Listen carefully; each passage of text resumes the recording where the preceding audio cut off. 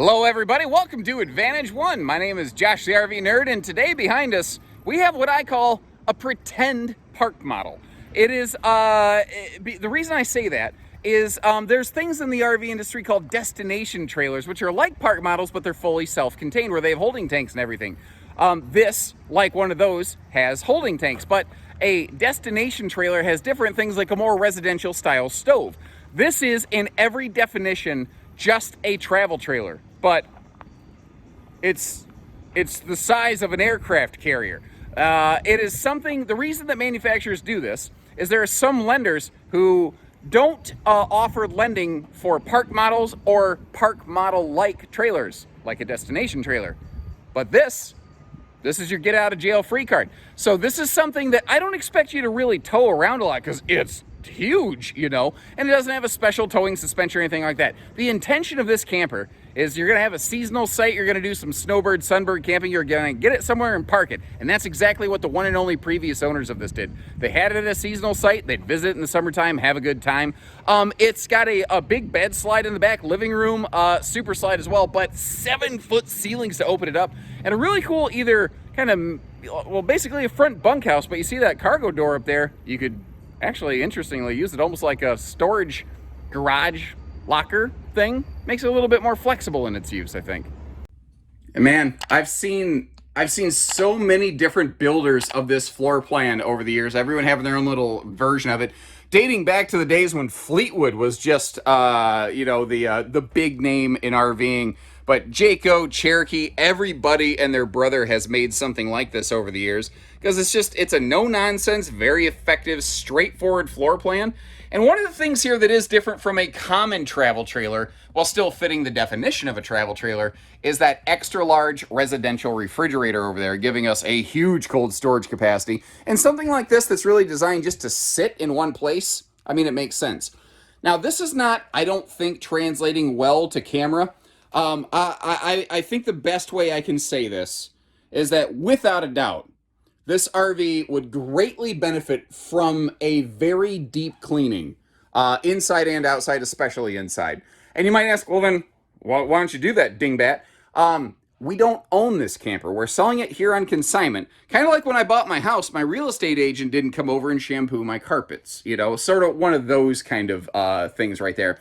Now, the front room up here is a very interesting flex room. And I could actually see this camper potentially working as a, well, I mean, obviously it's just a bunkhouse right now. There's nothing wrong with that. You see the little eat and go dinette down below there. But, and those are, by the way, those are little like safety gates so the littles don't roll out of the bed and, you know, bonk their heads. But a used RV like this, a stick and tin camper, which has wall studs that are very easy to like manipulate and anchor into, this could make one killer office conversion. I think this, I kind of look at this thing almost like a blank canvas. If you don't mind putting a little bit of elbow grease into cleaning it and a little sweat equity into a couple upgrades, I could actually see this being something pretty spectacular. Because, you know, it needs a good cleaning, sure. But here's the thing I've also really noticed on this RV. I've not noticed a single leak. There's not an area where they even had a brief oops, and then they fixed it.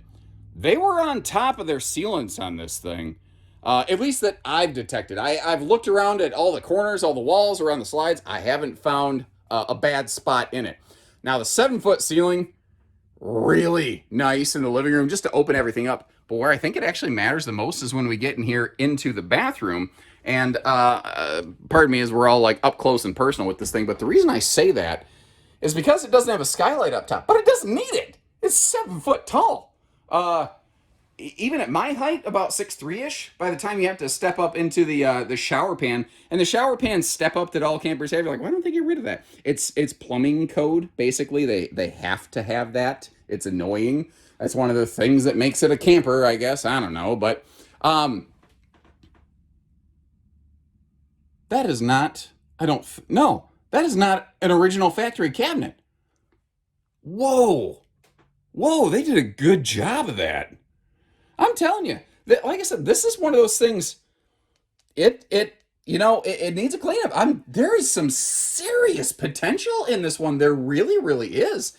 Back here in the master bedroom, there's windows all over the place, which is nice, and it's a rear bedroom. So, you know, if you're at a park and there's people all up around, you know, up early walking their dogs and stuff, making a lot of noise, it's not really going to bother you. And that's a king bed, which, you know, in a stick and tin camper can be a little bit difficult to find at times.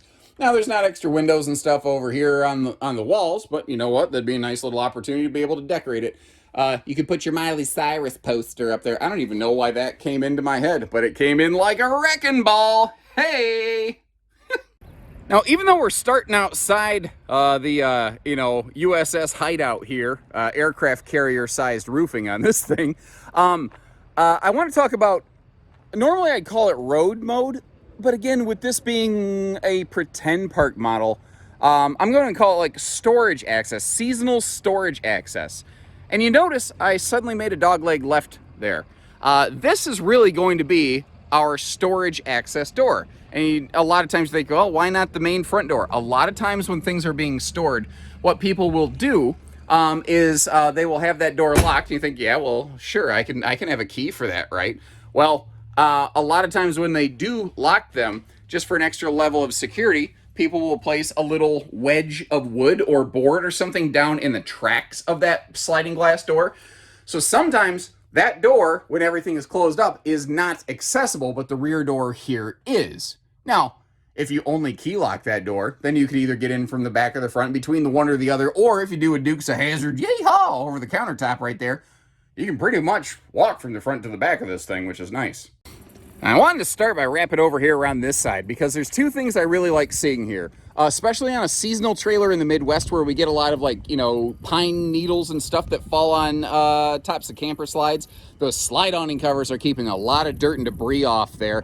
And you notice that yellow pool noodle sticking off of the rain gutter right there? That is one of those genius 1,000,001 things you can do with pool noodles on a camper RV hacks right there. It's basically a very budget-friendly version of an extended rain spout to help get the water that washes out off the roof, not, you know, dribbling down the side of the trailer. Now, the roof needs like the interior, the roof needs a really good cleaning and conditioning, as you can kind of see from that little splice footage I threw you there. But really, here's the thing. I have actually a sense that until very recently, this RV had been very actively maintained. And here's why I draw that conclusion.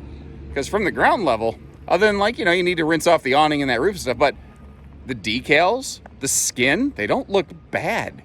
They actually don't look bad. Now, I haven't even bothered looking at the date code on these tires because in my experience, RVs like this, when they sit for a long time, that can actually kind of put like flat spots. Basically, it can wear the tires out in different ways from a commonly towed RV. So it really wouldn't be a bad idea to put some new sneakers on this kid.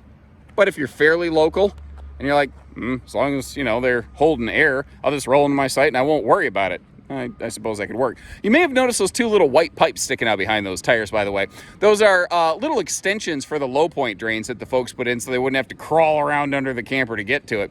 Now, it doesn't have a ladder, but it does have a fully walkable roof. And something that actually pleasantly surprised me on this is this does have an enclosed underbelly just to give it a little bit of extra protection.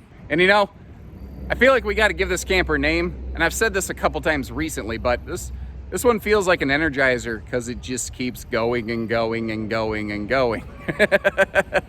It is a long, long trailer. Now, not everybody has a vehicle that's really well suited for this. You really want a 3/4 ton and up for something like this. I don't even care if your half ton says it has the capacities. This is like long, it's big. It will muscle around most half ton pickups. Or you just give us a call. We'll get a hold of somebody. We'll have it delivered right out to either your house, your campsite, behind the barn, whatever you'd like. We're here to take care of you. So take care, stay safe, have fun, and have an A1 day, everyone.